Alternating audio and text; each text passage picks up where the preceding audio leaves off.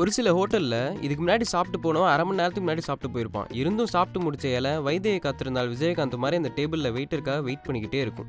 சரி நம்ம போய் உட்காந்தா உடனே வந்து க்ளீன் பண்ணிடுவான்னு நம்பிக்கையில் போய் உட்காரும். என்னடா சாப்பிட்ட இலையை கூட எடுத்து போடாமல் வச்சிருக்காங்க. ஏய் இன்னும் எச்சையில கூட எடுக்காம இருக்கான்டா. கூப்பிடுறான் அவனை.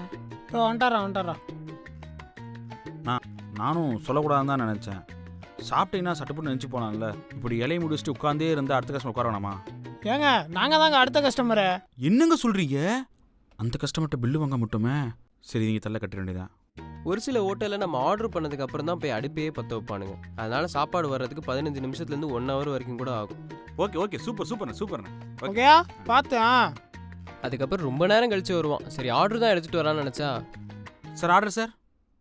அதுக்கப்புறம் தான் நமக்கு தெரியும் அவன் ஆர்டர் பண்ணதே மறந்துட்டான். சார் சொல்லுங்கள் சார். ஒரு சில வெயிட்டர்ஸ் பாரி விழலோட சொந்தக்காரங்களா இருப்பாங்க. நம்ம வேணான்னு சொன்னாலும் கொடுத்துட்டே இருப்பாங்க. வேற ஏதாவது வேணுமாண்ணா? சைடிஸ் என்ன இருக்கு? சைடிஸ் வடை இருக்குண்ணா. ரெண்டு வடை. பிரியாணிக்கு யாராவது வடை சாப்பிடுவாங்களா? நான் அப்பளம் சாப்பிட்றீங்கண்ணா? அப்பளம்லாம் வேணாம். சரி சாப்பிட சாப்பிடுங்க. வேணாம். எனக்கு எது வேணும் நீங்கள் போங்க. சரி நான் இங்கே நிற்கிற வேற சொல்லுங்கள் சரிங்களா? சாப்பிடுங்கண்ணா. சில சர்வர்ஸ் கிட்ட என்ன வேணா ஆர்டர் பண்ணலாம். ஆனால் அவங்களுக்கு பிடிச்சதை தான் எடுத்து வருவாங்க. ஓகேண்ணா. சார் நீங்கள் கேட்ட கல் தோசை. அண்ணா நான் நெய் தோசை கேட்டேண்ணா. நெய் தோசைங்களா? ஐயோ சார் தெரியாமல் இதே ஊற்றிட்டேன் சார். கொஞ்சம் அட்ஜஸ்ட் பண்ணிக்கிறீங்களா? அதெல்லாம் முடியாது. நான் நெய் தோசை கேட்டேன். போய் எடுத்துட்டு வாங்க. மறதிக்கு மனசன் இயல்பு தானண்ணா. நானும் மறதி தானண்ணா. எத்தனையோ ஆர்டர் எடுக்கிறேன். அதில் ஏதோ விட்டு போயிருக்கோம். எந்த தோசையாக இருந்தானண்ணா மாவு ஒன்று தானண்ணா. அதே மாவு தான் இட்லிக்கு ஊற்றுறாங்க. அதுக்கு இட்லி கொண்டாந்து வைப்பியா? அண்ணனுக்கு 2 இட்லி.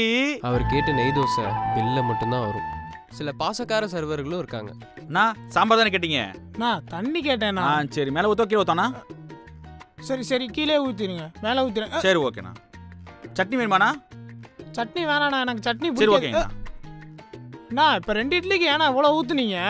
2 இட்லி சேர்த்து போட்டுக்கங்க. அண்ணனுக்கு ஒரு இட்லி. சில ஹோட்டலில் சமையலுக்கு மிளகா அரைக்க சொன்னால் வர்ற கஸ்டமர் மண்டையில் அரைப்பானுங்க. Sir fried rice noodles chapati parotta என்ன சார் வேணும்? 2 chapati. Sir side dish sir? Side dish இருக்கிறத கொண்டு வாங்க.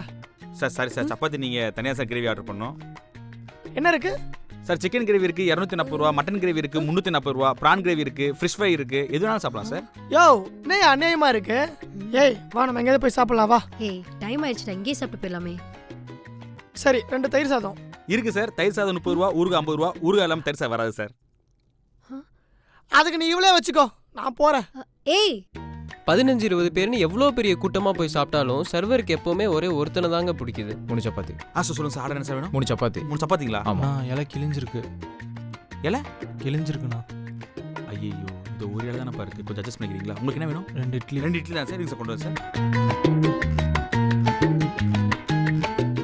சார். உங்களுக்கு 2 இட்லி வந்துட்டு இருக்கு சார்.